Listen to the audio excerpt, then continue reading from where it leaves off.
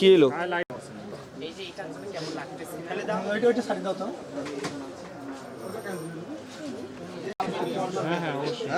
Fine ভালো করে নাও।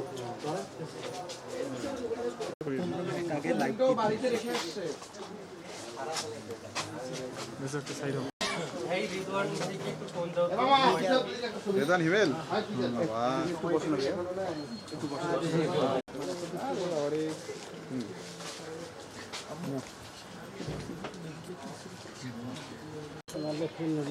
ভাই একটু সরো তো, ওই দিকে আসলাম আপনার এই ছবি আমাদের ছবি দেখে আপনার চলতে হবে। হ্যাঁ সেভ করে নেই।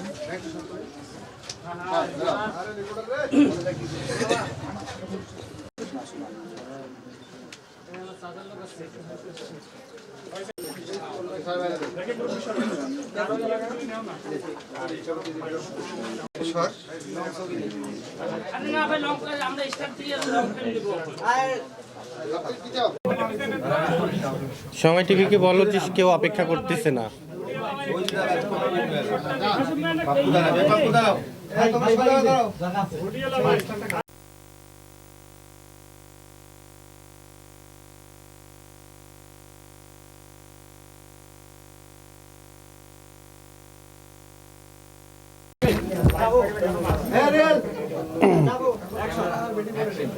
উদ্যোক্তা রূপান্তর।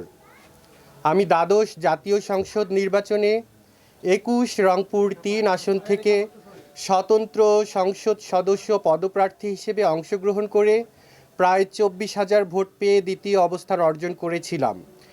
এবারও আমি একই আসন থেকে স্বতন্ত্র সংসদ সদস্য পদপ্রার্থী হিসেবে মনোনয়নপত্র গ্রহণ করেছি। প্রিয় সুধীবৃন্দ, আপনারা অবগত আছেন যে যুগের পর যুগ ধরে বাংলাদেশে হিজড়া জনগোষ্ঠী, আদিবাসী, হরিজন সহ বিভিন্ন প্রান্তিক জনগোষ্ঠী নিজ দেশেই মৌলিক অধিকার থেকে বঞ্চিত।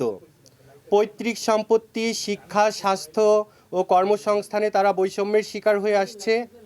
সামাজিক বঞ্চনা একসময় এমন পর্যায়ে পৌঁছেছিল যে লাশ দাফন করতেও বাধার সম্মুখীন হতে হয়েছে, যা অত্যন্ত বেদনাদায়ক। এই সময়ের পরিবর্তন হয়েছে, কিন্তু প্রান্তিক জনগোষ্ঠীর ভাগ্যের প্রত্যাশিত পরিবর্তন এখনও হয়নি।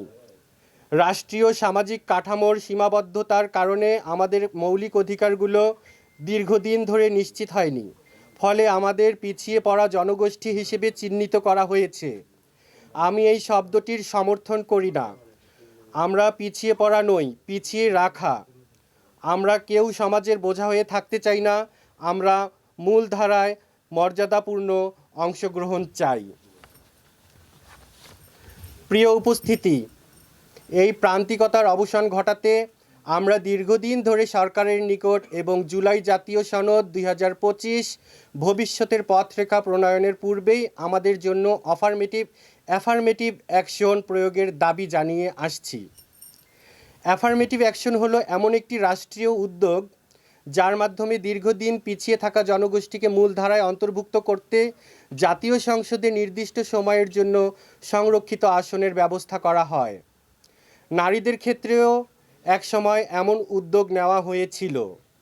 1973 সালে যেখানে 15টি সংরক্ষিত আসন ছিল, তা পর্যায়ক্রমে বেড়ে আজ 50টিতে পৌঁছেছে। এই ফলশ্রুতিতে আমাদের মা ও বোনেরা সমাজ ও রাষ্ট্রে নানা ক্ষেত্রে উল্লেখযোগ্য অগ্রগতি অর্জন করেছেন। কিন্তু উক্ত 50টি সংরক্ষিত আসনে প্রান্তিক জনগোষ্ঠীর জন্য সংরক্ষিত আসন দেয়া হয়নি। নারীদের পাশাপাশি হিজড়া সম্প্রদায় সহ সকল প্রান্তিক জনগোষ্ঠীর জন্য সংরক্ষিত আসনের দাবি জানাচ্ছি। আমরাও সমাজের বোঝা হয়ে থাকতে চাই না। আমাদের প্রান্তিকতা থেকে মুক্তি দেয়া হোক। আপনারা যে আগামীর বাংলাদেশ নির্মাণের কথা বলছেন, সেই স্বপ্নের চিত্রে এখনও আমাদের দৃশ্যমান উপস্থিতি নেই। বাংলাদেশ আমাদেরকে বাদ দিয়ে আপনারা নতুন বাংলাদেশ সাজাতে যাচ্ছেন, এটাই আমাদের গভীর বেদনা। বিশ্বকবি রবীন্দ্রনাথ ঠাকুর বলেছেন, হে মোর দুর্ভাগা দেশ, যাদের করেছ অপমান, অপমানে হতে হবে তাহাদের সবার সমান, পশ্চাতে রাখিয়া আসিছ যারে, সে তোমারে পশ্চাতে টানিছে। অর্থাৎ কাউকে পিছনে রেখে কোনো জাতি কখনো প্রকৃত উন্নতি অর্জন করতে পারে না।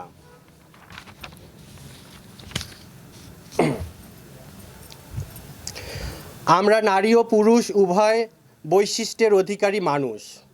আমাদের জীবন ব্যবস্থা ভিন্ন হওয়ায় আমরা অনেক ক্ষেত্রেই আরও নিবেদিতভাবে দায়িত্ব পালনে সক্ষম হই। প্রিয় জন্মভূমির কাছে হিজড়া জনগোষ্ঠী সহ সকল সুবিধাবঞ্চিত জনগোষ্ঠীর জন্য জাতীয় সংসদে সংরক্ষিত আসনের দাবিতে আমি ত্রয়োদশ জাতীয় সংসদ নির্বাচন 2026 উপলক্ষে 21 রংপুর 3 আসন থেকে আমার প্রার্থিতা প্রত্যাহারের ঘোষণা দিচ্ছি।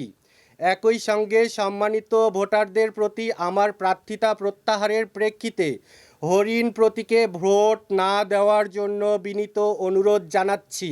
আমি আবার বলছি, প্রিয় জন্মভূমির কাছে হিজড়া জনগোষ্ঠী সহ সকল সুবিধাবঞ্চিত জনগোষ্ঠীর জন্য জাতীয় সংসদে সংরক্ষিত আসনের দাবিতে আমি ত্রয়োদশ জাতীয় সংসদ নির্বাচন 2026 উপলক্ষে 21 রংপুর 3 আসন থেকে আমার প্রার্থিতা প্রত্যাহারের ঘোষণা দিচ্ছি। একই সাথে সম্মানিত ভোটারদের প্রতি আমার প্রার্থিতা প্রত্যাহারের প্রেক্ষিতে হরিণ প্রতীকে ভোট না দেওয়ার জন্য বিনীত অনুরোধ জানাচ্ছি। এই প্রসঙ্গে আন্তরিকভাবে সকল রাজনৈতিক দল, প্রার্থী, তাদের সমর্থক এবং আমার নির্বাচনী কর্মী ও স্বেচ্ছাসেবকদের প্রতি অনুরোধ জানাচ্ছি, আমরা এই সিদ্ধান্তকে কেন্দ্র করে যেন কোথাও কোনো ধরনের উত্তেজনা, সংঘাত বা অপ্রীতিকর পরিস্থিতির সৃষ্টি না হয়। আমরা শান্তিপূর্ণ, সৌহার্দ্যপূর্ণ ও সহনশীল রাজনৈতিক পরিবেশে বিশ্বাস করি। প্রিয় রংপুরবাসী, আমি আপনাদেরই রংপুরের একজন সাধারণ নাগরিক। রংপুরের দীর্ঘদিনের অবহেলা ও বঞ্চনার যে ক্ষোভ আপনাদের মাঝে রয়েছে তা আমার মাঝেও সমানভাবে বিদ্যমান। গত নির্বাচনে আপনারা আমাকে যে ভালোবাসা ও সমর্থন দিয়েছেন তার জন্য আমি চিরকৃতজ্ঞ। আমি প্রতিশ্রুতি দিয়েছিলাম যে নির্বাচনে জয়ী হই বা না হই, মানুষের পাশে থাকব। আমি সেই অঙ্গীকার রক্ষা করেছি এবং ভবিষ্যতেও রক্ষা করব। সারা জীবন আমার সামর্থ্য অনুযায়ী অসহায় মানুষের পাশে থাকার অঙ্গীকার করছি। প্রিয় রংপুরবাসী, 2 হাত জোর করে অনুরোধ করছি, আমাকে ভুল বুঝবেন না, কষ্ট পাবেন না। আপনাদের রানী কারো কাছে বিক্রি হয় না, কারো সঙ্গে আপোষ করে না। এটি কোনো বিদায় নয়, এটি বৈষম্যের বিরুদ্ধে একটি দৃঢ় নীতিগত ও শান্তিপূর্ণ অবস্থান। আমার জন্য দোয়া ও আশীর্বাদ করবেন। একই সঙ্গে আমার এই যৌক্তিক দাবির পক্ষে সংহতি জানিয়ে আমার হাতকে আরও শক্তিশালী করবেন, যাতে করে হিজড়া জনগোষ্ঠী সহ সকল প্রান্তিক জনগোষ্ঠীর জন্য জাতীয় সংসদে সংরক্ষিত আসনের সাংবিধানিক স্বীকৃতি আদায় করা সম্ভব হয় এবং একদিন সংসদে গিয়ে সমাজের সকল অবহেলিত মানুষের ভাগ্যের পরিবর্তন ও প্রিয় রংপুরের টেকসই উন্নয়নে ভূমিকা রাখতে পারি। সকলেই ভালো থাকবেন, সুস্থ থাকবেন, সুন্দর থাকবেন। বাংলাদেশ দীর্ঘজীবী হোক। ধন্যবাদ।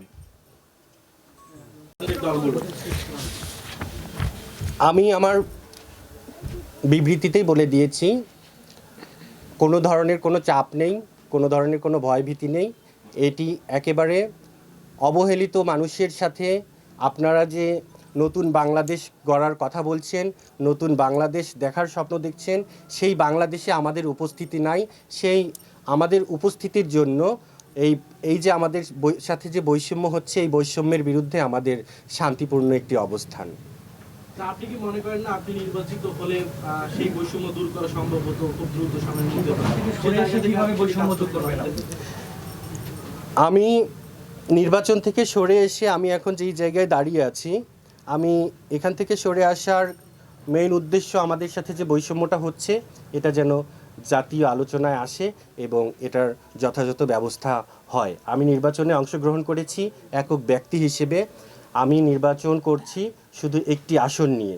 এই একটি আসন রংপুর 3 যেমন গুরুত্বপূর্ণ, তেমনি এই যে অবহেলিত মানুষগুলোকে বাদ দিয়ে যে আগামীর বাংলাদেশ গড়া হচ্ছে এই বিষয়টাও তুলে ধরা অনেক গুরুত্বপূর্ণ।